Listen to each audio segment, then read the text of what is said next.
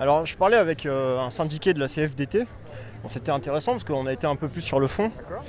Et voilà, il y avait une rhétorique quand même qui était, qui portait beaucoup sur le dialogue social, la non-conflictualité. Il y avait une négation de la lutte des classes concrètement. Et j'étais assez gêné avec ça. Bon, c'est intéressant d'échanger là-dessus.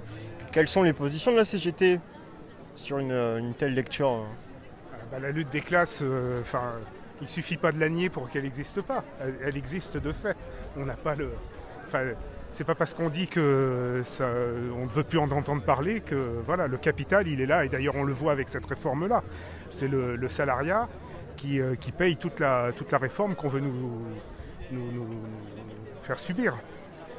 Donc avec le temps, depuis 1947, depuis la mise en place des retraites, telles qu'on les connaît aujourd'hui, le capital n'a eu de cesse de démonter tous les acquis sociaux et tous les acquis du Conseil national de la résistance.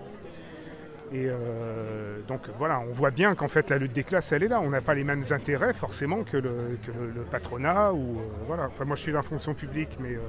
Est-ce que le rapport de force qu'on est en train de créer aujourd'hui même, à travers les grèves, à travers les mobilisations, à travers tout le pays, est-ce que c'est pas déjà une expression de la lutte des classes ? On est en train de mettre en place un rapport de force. Exactement, les gens se rendent bien compte que là on est dans un système qui est en train de nous enlever, voire nous désclavagiser, parce qu'en fait il y a plusieurs mots du patronat en fait qui parlaient même de refaire travailler les enfants à un moment donné. C'est la folie quoi, ce qu'on est en train de vivre.